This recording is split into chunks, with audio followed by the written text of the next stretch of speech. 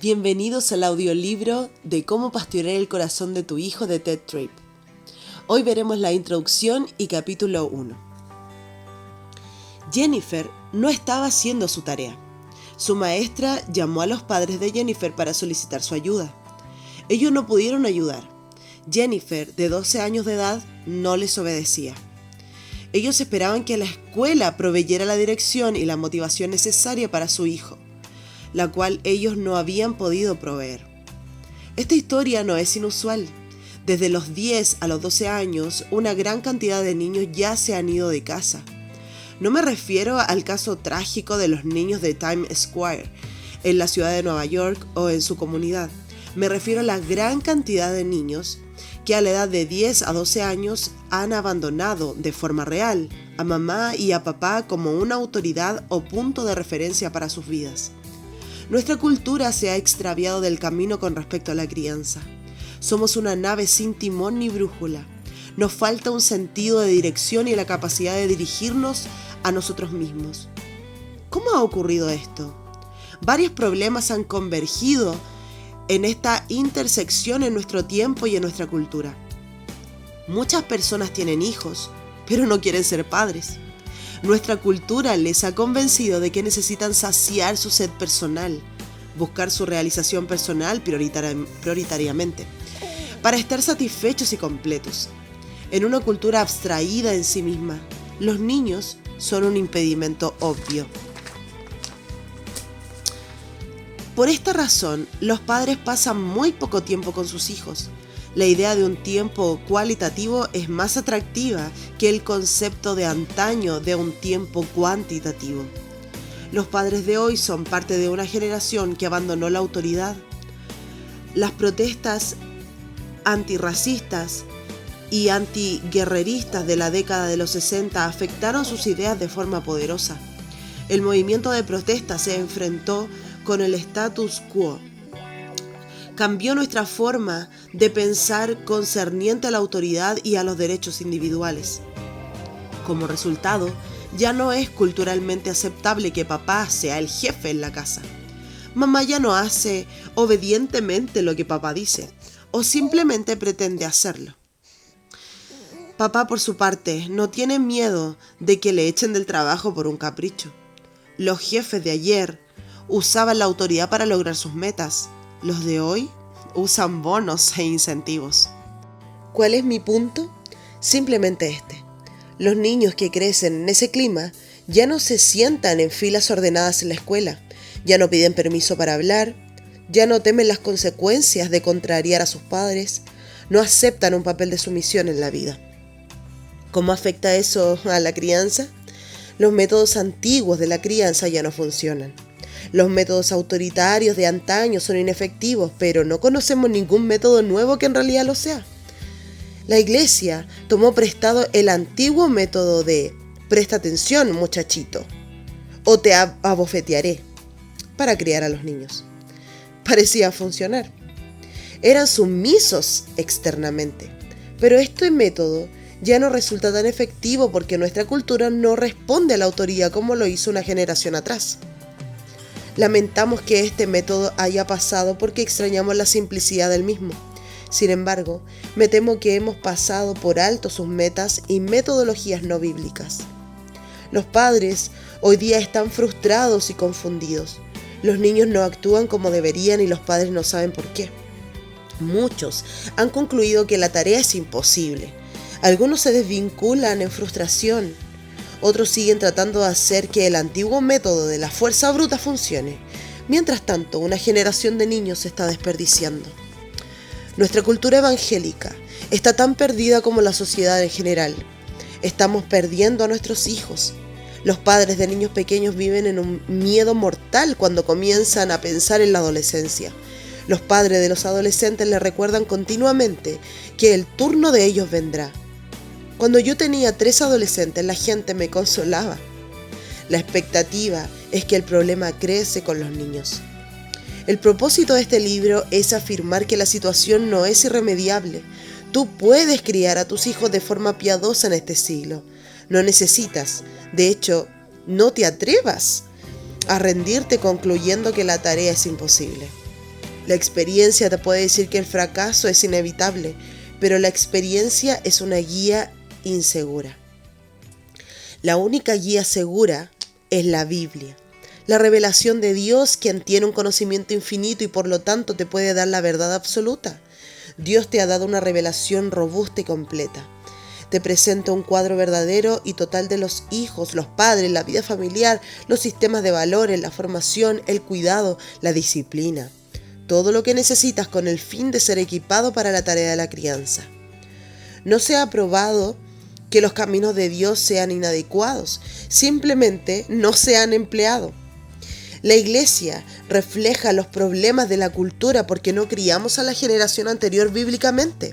Hacíamos lo que funcionaba. Desafortunadamente todavía estamos tratando de hacerlo, aunque por los cambios en nuestra cultura ya no da buenos resultados. Déjenme dar un repaso a la visión bíblica de la tarea de la crianza. La tarea de la crianza es multifacética. Comprende que seas una autoridad buena pastoreando a los niños para que entiendan su ser y su rol en el mundo de Dios y manteniendo el Evangelio a la vista de los niños para que puedan asimilar las buenas nuevas, para que un día puedan vivir en mutualidad contigo como un pueblo bajo el gobierno de Dios. Autoridad. Dios llama a sus criaturas a vivir bajo autoridad.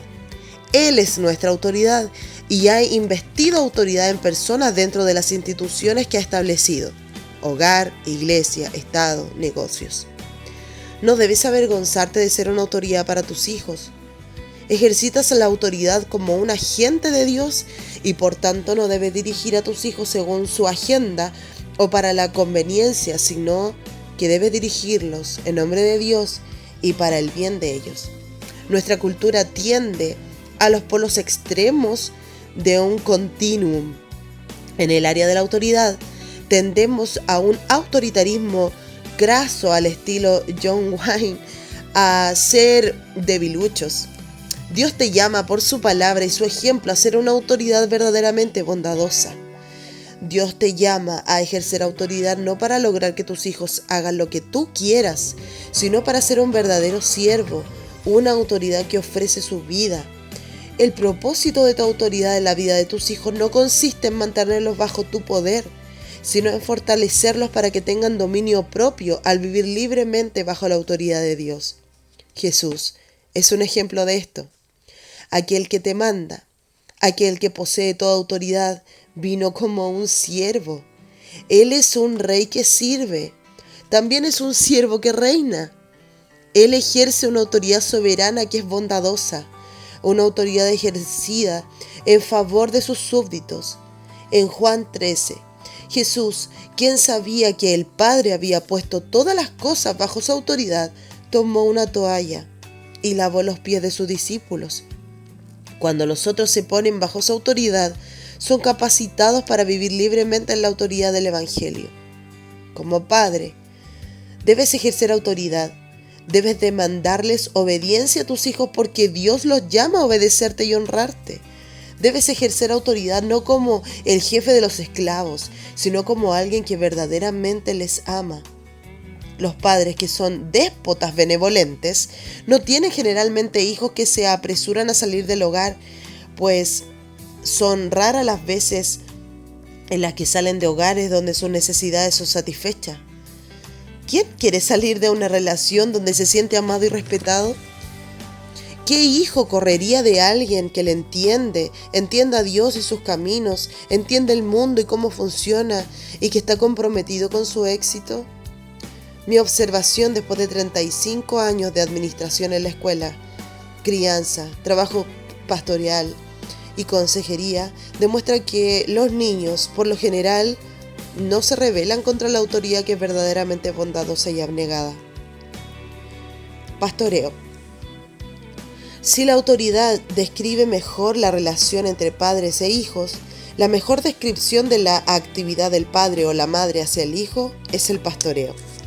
El padre es el guía del niño. El proceso del pastoreo ayuda al niño a entenderse a sí mismo y el mundo en el que vive. El padre pastorea al niño para evaluarse a sí mismo y para evaluar su respuesta a la vida. Él pastorea al niño para que entienda no solo el qué de sus actos, sino también el por qué. ¿Cuál pastor? Tú quieres ayudar a tu hijo a entenderse a sí mismo como una criatura hecha por y para Dios. No puedes enseñarle estas cosas por medio de la instrucción solamente. Debes guiarlo por un camino de descubrimientos. Debes pastorear sus pensamientos. Ayúdale a aprender discernimiento y sabiduría. Este proceso de pastoreo es una interacción más plena que decirle a tu hijo qué hacer o qué pensar. Requiere una inversión de tu vida en el hijo, en una comunicación abierta y honesta para que descubra el significado y propósito de la vida. No es sencillamente la dirección, sino una dirección en la cual existe una apertura de ambas partes dispuestas a compartir la una con la otra. Los valores y la vitalidad espiritual no solo se aprenden, sino se adquieren. Proverbios 13:20 dice: el que con sabios anda, sabio se vuelve. Como padre sabio, tu objetivo no consiste en discutir, sino en demostrar la frescura y vitalidad de la vida, vivida en integridad hacia Dios y tu familia. La crianza es entonces pastorear el corazón de los hijos en los caminos de la sabiduría de Dios. La centralidad del Evangelio. La gente me preguntaba si yo creía que mis hijos iban a ser creyentes. Generalmente respondía que el Evangelio es poderoso y atractivo. Suple de manera exclusiva las necesidades de una humanidad caída. Por tanto, esperaba que la palabra de Dios fuera el poder de Dios para la salvación de nuestros hijos. Pero esa expectativa estaba basada en el poder del Evangelio y en su capacidad satisfactoria para la necesidad humana, no en una fórmula correcta para producir niños creyentes. El enfoque central de la crianza es el Evangelio. No solo necesitas dirigir la conducta de tus hijos, sino las actitudes de sus corazones. Necesitas mostrarle no solo el qué de su pecado y fallo, sino también el por qué. Tus hijos necesitan comprender desesperadamente no solo el qué externo de lo que hicieron mal, sino el por qué interno de lo que hicieron. Necesitas ayudarles a ver que Dios obra de adentro hacia afuera. El propósito de tu crianza, por tanto, no puede tener hijos bien comportados. Tus hijos necesitan saber por qué pecan y cómo reconocer los cambios internos. A veces los padres dan a sus hijos normas que pueden cumplir. Los padres creen que si sus hijos no son cristianos, no pueden obedecer a Dios de corazón. Por ejemplo, la Biblia dice que debemos hacer bien a aquellos que nos maltratan.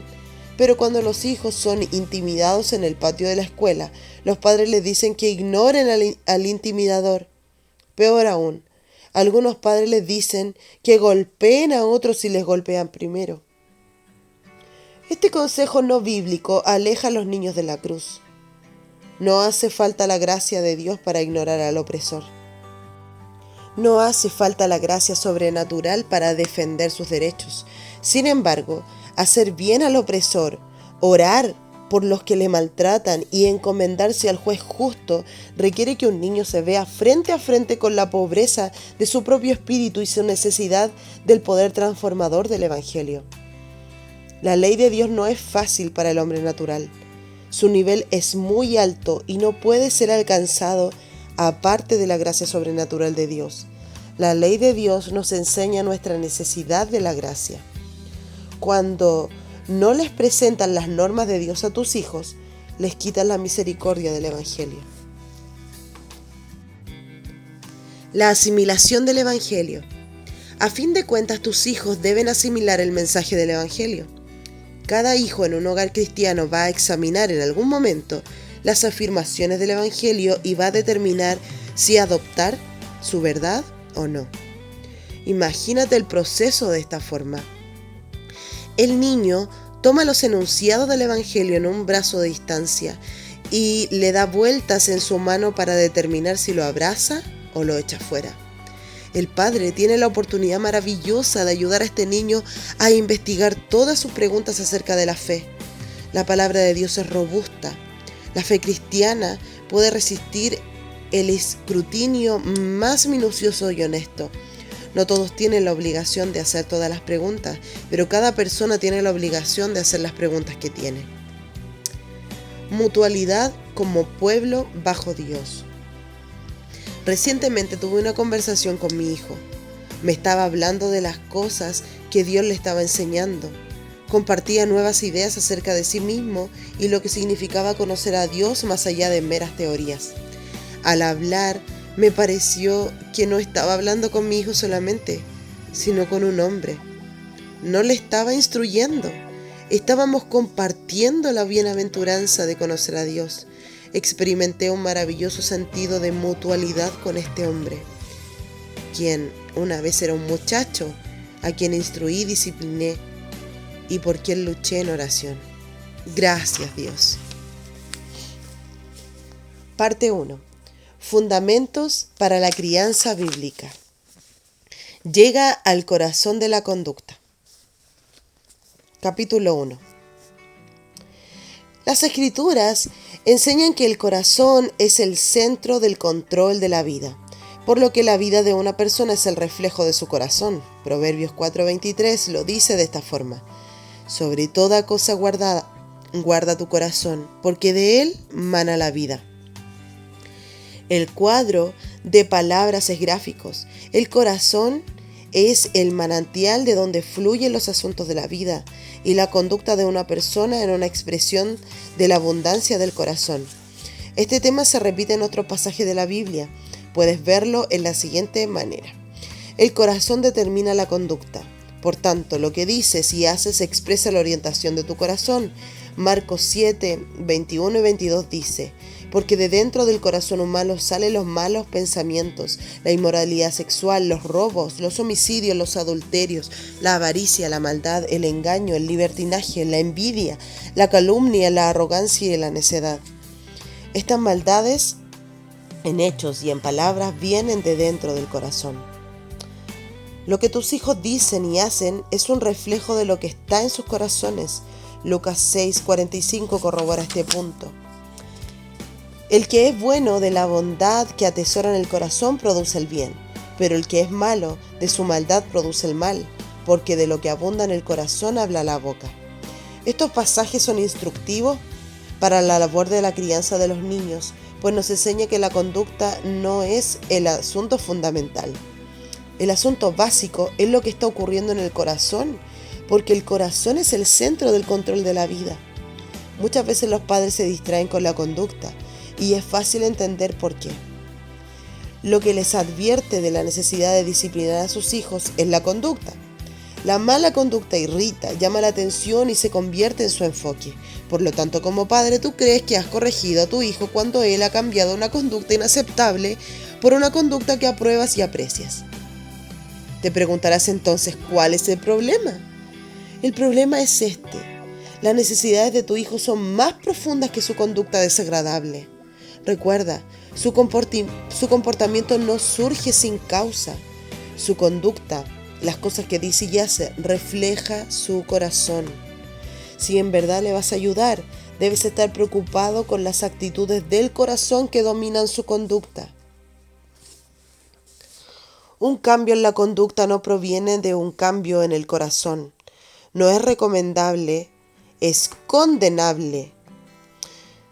¿No es esto hipocresía que Jesús condenó a los fariseos? En Mateo 15, Jesús denunció a los fariseos quienes le habían honrado de labios, mientras que sus corazones estaban lejos de él. Jesús los censuró como personas que lavan la parte de afuera del vaso y lo que hay dentro lo dejan sucio. Muchas veces hacemos lo mismo en la crianza de nuestros hijos.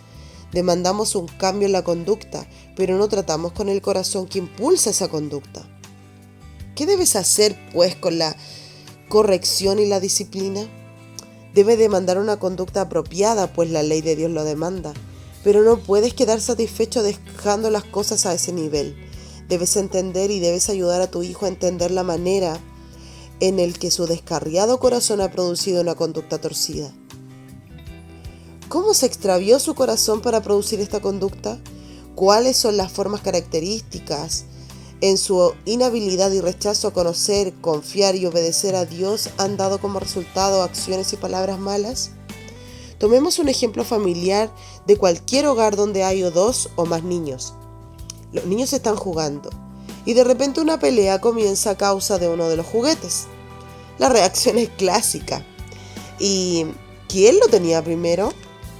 Esta respuesta no toma en cuenta algunos asuntos del corazón.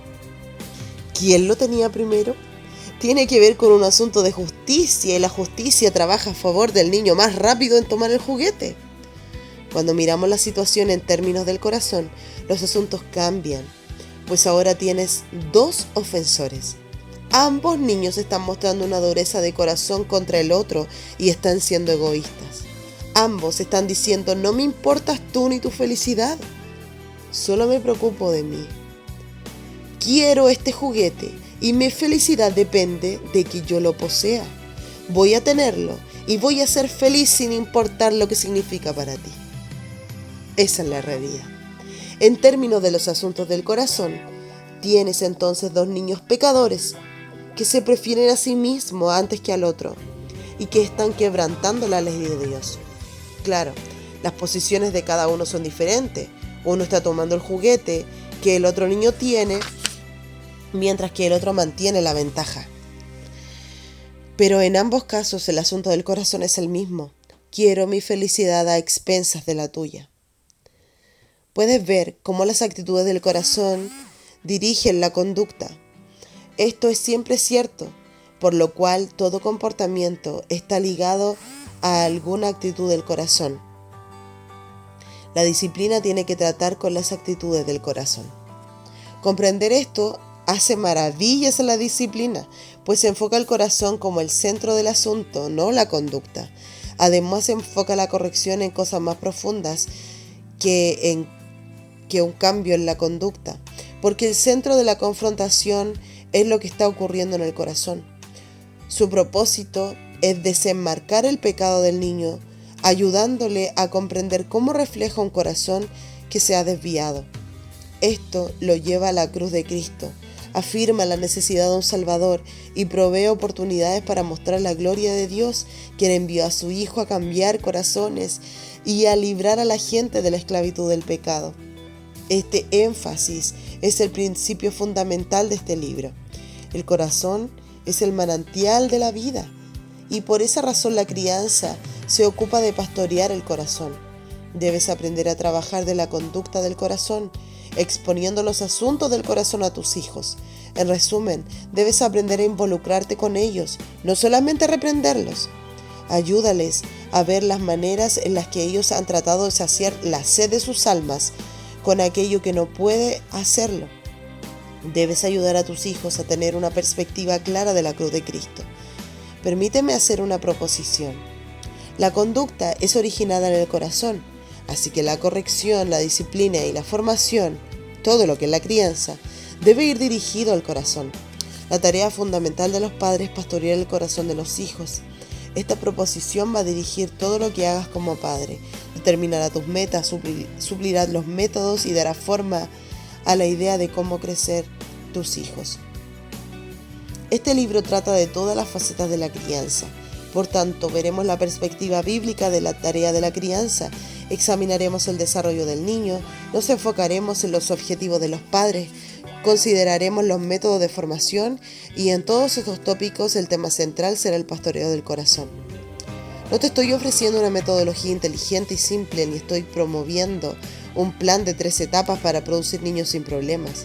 Tampoco te estoy presentando una forma sencilla de suplir tus necesidades o de que puedas seguir viviendo tu vida. Sin embargo, estoy dispuesto a explorar contigo algunos conceptos realistas para cumplir la tarea de la crianza que Dios nos ha dado. También ofrezco estas cosas como alguien que no es un novicio en la tarea y que a la vez no se ha vuelto un cínico. Estoy más entusiasmado que nunca con este trabajo, lleno de esperanza y seguro de que Dios nos puede capacitar para levantar desde nuestros hogares una semilla santa para su iglesia. He visto familias tomar los principios de este libro. He visto a padres pastoreando hijos contentos y productivos que se conocen a sí mismos y conocen lo que es la vida. Recientemente visité uno de los hogares y esa familia era vibrante y estaba viva. Los adolescentes estaban en casa porque el hogar era un lugar emocionante en el cual estar, mientras que el padre y la madre eran tenidos en alta estima y se les buscaba para recibir consejo. La Biblia y las verdades bíblicas revolotean en todas las conversaciones, no como un calor sofocante, sino como una brisa fresca y vivificante. En este hogar, 5 generaciones han guardado la fe y la sexta está aprendiendo que Dios es el fundamento de la vida en cuya luz vemos la luz. Estas son cosas por las que vale la pena luchar. Esto es una visión digna de sacrificio. Si vas a tratar de descifrar la gran confusión acerca de la crianza, debes ir a las Escrituras para hallar las respuestas. Estoy convencido de que las Escrituras son suficientemente robustas para proveernos de todas las categorías y conceptos que necesitamos para la tarea. Por un largo tiempo la Iglesia ha tratado de integrar formas de pensar bíblicas y no bíblicas para contestar a la interrogante de la crianza. La síntesis que ha resultado ha dado un fruto amargo. Debemos entender nuestra tarea de forma bíblica. Necesitas comprender a tu hijo en relación con los 2 conjuntos de elementos que la afectan. 1. Tu hijo y su relación con las influencias formativas de la vida. 2. Tu hijo y su relación con Dios. En los próximos 2 capítulos abordaremos estas 2 esferas del desarrollo de tu hijo. Ahora procederemos con unas preguntas que sería interesante que pudieras escribirlas y meditar en ellas. Preguntas de aplicación del capítulo 1. Explica la importancia de tratar con el corazón en la disciplina y la corrección de tu hijo. 2. Describe la centralidad del corazón en la dirección de la conducta. 3. ¿Por qué es tan fácil distraerse en la conducta cuando los asuntos del corazón son mucho más importantes? 4. ¿Qué tiene de malo un cambio en la conducta sin un cambio en el corazón? 5. Si el punto de la disciplina es dirigir el corazón, ¿cómo cambia eso el método de la disciplina y la corrección?